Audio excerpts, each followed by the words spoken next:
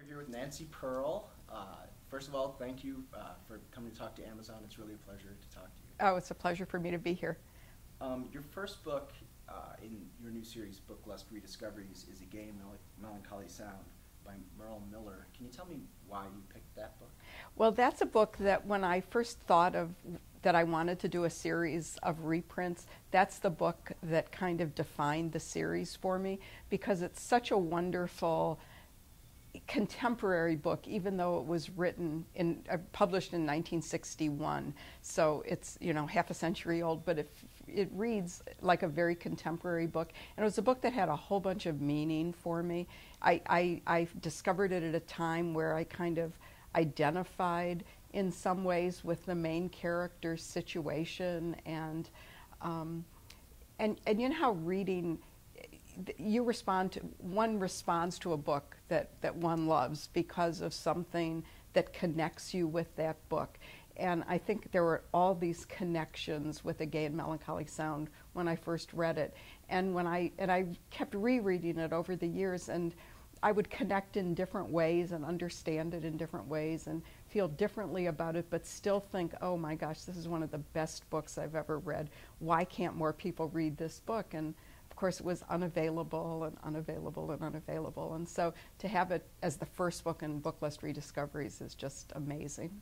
And is there something that connects all the books in the series? That's a really good question because I think about that a lot. And I think the thing that connects them all is that they're all character-driven novels.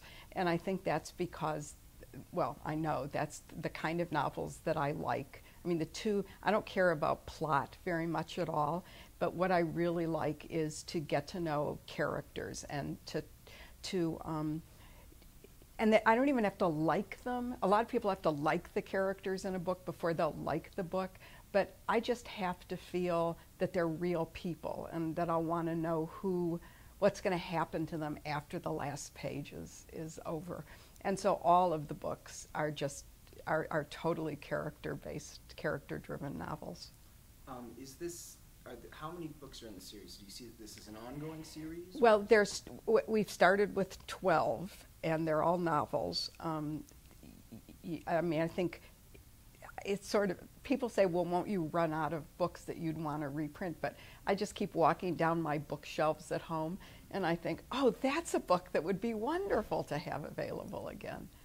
You talked about going back and reading it and rereading it, and have you found that your taste in books has changed? Have you gone back and reread anything and thought, oh, maybe this isn't what I thought it was? Yes, and I think I think I could make a really good argument that there's no such thing as rereading, because every time you reread a book, you're a different person, and so you connect with that book in different ways.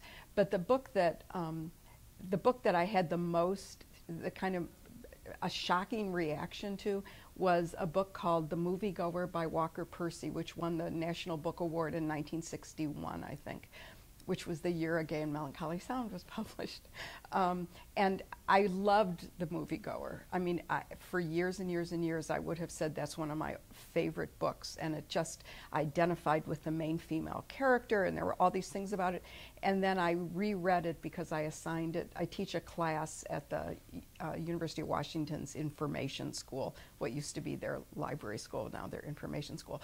And so I always assign one book for the class to all read together. And so I assigned The Moviegoer, and everybody read it, and I, of course, reread it, and they universally disliked it. And when I read it, I just had no idea. I mean, it was just a different book. I didn't connect with it in any way at all. And so all these students said, like, Nancy, why did you pick that book? And I said, I have no idea. It meant a lot to me when I read it when I was their age. Can you tell me about the second book in the series, which comes out June 5th, called Afterlife?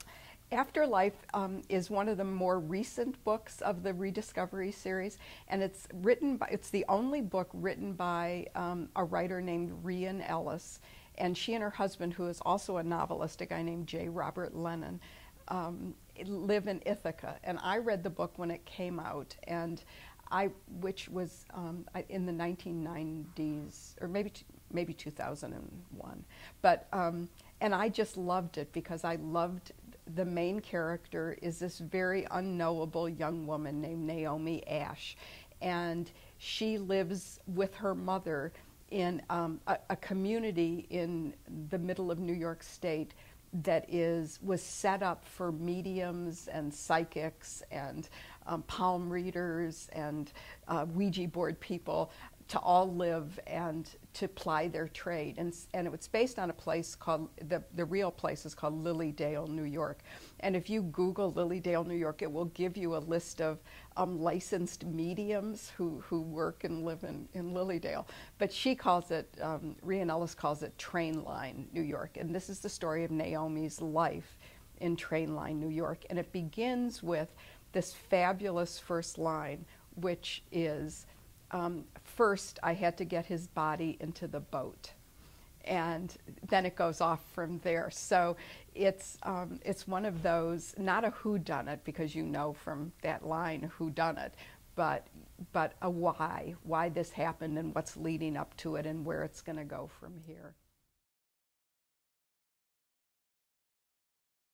And there are two authors where I wanted to do two of their books, and Elizabeth Savage is one of them. So The Last Night at the Ritz is set in Boston, and it's set in the period that Mad Men is set. So there's a lot of drinking and a lot of smoking and a lot of that kind of lifestyle. It's fabulous. And the other book by Elizabeth Savage is called The Girls from the Five Great Valleys, which is set in Montana, around Butte, Montana, in the 1930s, which is so wonderful. And then there's a book called The Cowboy and the Cossack by a man named Claire Huffaker, which is a Western that is about two groups of cowboys. Cowboys from the United States who are taking a herd of cattle up to Siberia, and the Siberian cowboys, and they're meeting. And oh gosh, that book is fabulous. Oh, they're all wonderful. I could just talk about them for hours.